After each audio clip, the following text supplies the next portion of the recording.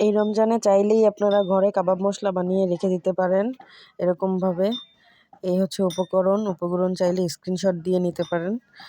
এবার চলেন তৈরি করা। এবার দিয়ে দিচ্ছি একটি কড়াইতে জয়ফল, এলাচ, জয়ত্রী, এটা হচ্ছে গিয়ে গোলমরিচ, লবঙ্গ, এটা কাবাব চিনি, এটা হচ্ছে দারুচিনি, শুকনো মরিচ, বড় এলাচ আর হচ্ছে টেস্টার দিয়ে এটাকে নেড়েচেড়ে কিছুক্ষণ ভেজে নেব। তারপর দিয়ে দেবো তেজপাতা,